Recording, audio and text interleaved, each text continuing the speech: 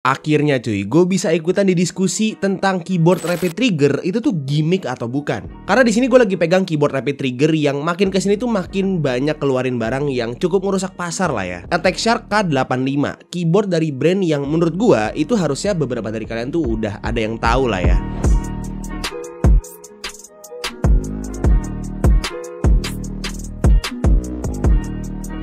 Nah, sambil gue bahas keyboard ini, gue juga pengen ngebahas nih tentang fitur rapid triggernya. Apakah rapid trigger itu beneran berguna atau cuma gimmick doang? Ayo kita bahas bareng-bareng.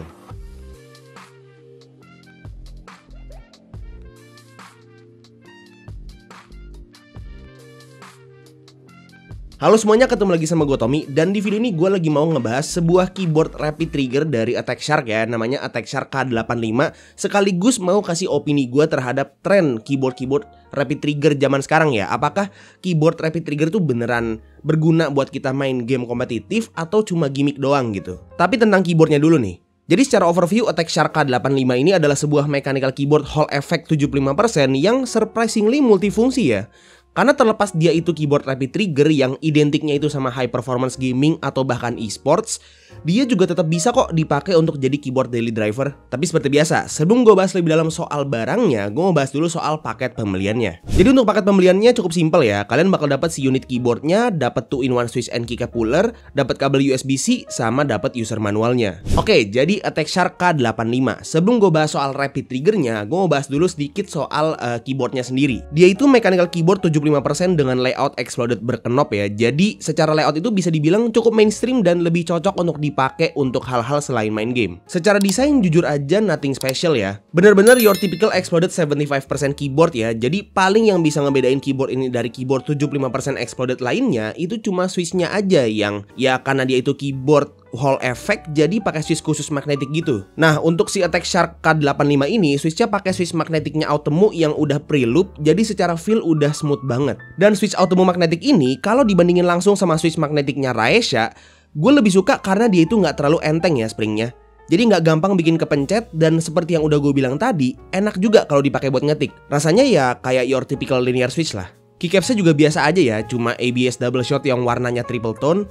Dan koneksinya itu cuma wired aja. Gue juga udah sempet coba bongkar keyboardnya, dia itu nggak ada dampening media sama sekali. Tapi mungkin kebantu banget sama plate-nya yang udah pakai polikarbonat ya. Jadi secara akustik tuh nggak holo-holo amat. Mounting sistemnya gasket mount yang silicone gaskets gitu. Dan USB portnya itu masih nyatu sama PCB-nya ya. Jadi nggak ada daughterboard-nya. Ya seperti yang udah gue bilang tadi, as a mechanical keyboard ini tuh nggak terlalu spesial. Yang bikin keyboard ini spesial tuh ya karena dia punya fitur Hall effect dan rapid trigger. Jadi basically Hall effect itu fitur yang bisa bikin sebuah keyboard setiap switchnya itu bisa diatur actuation point-nya ya. Jadi bisa diatur lewat software untuk misalnya kayak WASD-nya itu bisa kita atur sendiri untuk actuation force-nya. Dan sebenarnya kalau misalnya kalian pengen nonton penjelasan lengkap soal Hall effect dan rapid trigger, itu gue saranin banget kalian untuk nonton videonya si Optimum Tech, dimana dia itu di situ bener-bener jelasin secara teknis dan secara lengkap gimana sih fungsinya Hall effect dalam sebuah keyboard gitu. Jadi kalau misalnya kalian masih belum terlalu ngerti soal fitur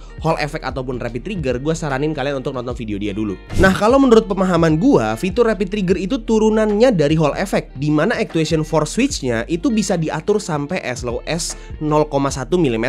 Dari mulai downstroke-nya sampai upstroke-nya. Dan ini semua bisa diatur via softwarenya dia yang cukup user friendly ya. Jadi di softwarenya itu bisa atur rapid triggernya mau di specific keys aja atau mau di seluruh keyboard. Jadi basically fitur rapid trigger ini tuh bisa ngebantu banget kalian-kalian yang emang main game FPS atau main game rhythm. Healer down. Reloading. Grounded.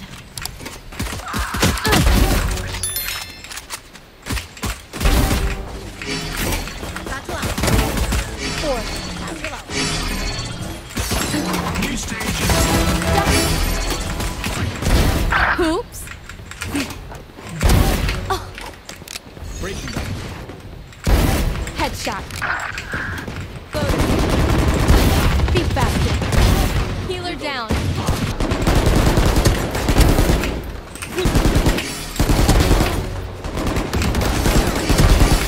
Three. My ult's ready. Night night. Kalau buat main game FPS mungkin lebih ngebantu di bagian movementnya ya. Jadi kalau misalnya kalian main entah Apex Legends gitu ya, atau main Valorant, itu bakalan kebantu banget sama si fitur Rapid Trigger ini. Kalau buat Valorant sendiri yang emang game yang udah sering gue mainin juga, fitur Rapid Triggernya itu bisa ngebantu banget kita di bagian movement, khususnya di counter strafing. Jadi kalau misalnya kita atur input Rapid Trigger jadi 0,1 mm, itu menurut gue cukup kerasa perbedaannya kalau dibandingin langsung sama keyboard mechanical biasa. Jadi secara hardware ini memang bisa jadi advantage untuk para player yang udah cukup high rank, udah masuk ke environment yang kompetitif ya. Karena kita semua tahu lah ya, semakin tinggi rank itu sedikit advantage yang bisa kita dapat itu bisa jadi pembeda. Dan menurut gue pribadi, fitur Rapid Trigger ini jauh lebih kerasa ketimbang kalau misalnya polling rate tinggi di sebuah gaming mouse gitu. Jadi kalau misalnya dari kalian ada yang bingung mau upgrade ke keyboard Rapid Trigger atau ke mouse yang polling rate-nya entah 4K atau 8K, gue pribadi akan lebih bisa rekomendasiin kalian untuk upgrade dulu ke keyboard Rapid Trigger. Tapi apakah semua player game FPS itu butuh keyboard Rapid Trigger? Jawabannya ya dan tidak. Karena untuk kita bisa utilisasiin fitur Rapid Trigger di sebuah keyboard, kita itu harus bisa maksimalin dan utilisasi mekanik-mekanik yang memang bisa diimprove kalau misalnya kita pakai keyboard Rapid Trigger. Jadi kalau misalnya mekaniknya aja belum dikuasain, ya percuma juga sih pakai keyboard Rapid Trigger. Dan seperti yang udah gue bilang tadi ya, walaupun keyboard ini nggak ada dampening medianya, secara akustik dia itu udah cukup oke karena polycarbonate plate-nya ya. Jadi kalian bisa dengar sendiri nih sound test-nya.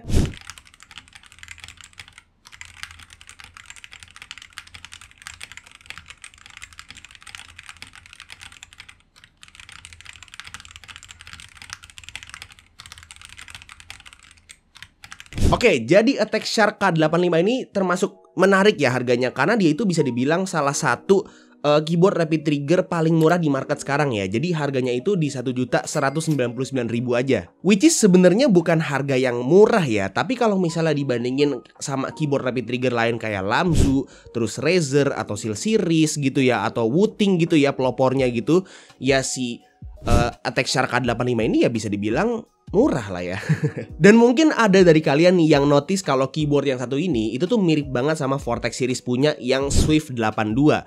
Mungkin emang OEM-nya sama gitu ya, pabriknya sama. Nggak tahu juga sih, mungkin bisa sama bisa beda, correct me if I'm wrong di comment section di bawah, tapi gue sih ngeliatnya mirip banget sih. Oh iya, si Attack Shark K85 ini ada dua varian warna ya. Ada yang warna putih biru kayak yang gue punya sekarang ini, dan ada juga yang warna putih abu-abu. Jadi kalau misalnya kalian tertarik untuk beli salah satu dari itu, linknya udah gue taruh di deskripsi di bawah. Paling segitu aja sih review singkat gue terhadap keyboard Rapid Trigger Attack Shark K85, sekaligus kasih kalian opini gue terhadap fitur Rapid Trigger gitu ya. Menurut gue sih fitur Rapid Trigger itu berguna ya, cuman mungkin ya dengan sedikit catatan lah ya, nggak bisa dipakai sama semua orang gitu. Semoga video ini bermanfaat buat kalian semua, dan semoga seenggaknya salah satu dari kalian itu bisa keracunan dan beli keyboard ini karena gue. Kalau misalnya kalian suka videonya, silahkan like dan kasih ke teman-teman kalian, dan kalau misalnya kalian nggak suka videonya, silahkan kasih tau ke gue. Jangan lupa untuk subscribe supaya kalian nggak kelihatan video gue yang selanjutnya, dan jangan lupa juga untuk follow semua sosial media gue yang udah gue taruh di deskripsi di bawah. Itu aja untuk videonya. Sekali lagi thank you banget yang udah nonton dari awal sampai akhir. It's been your boy Tommy, and as always, peace out.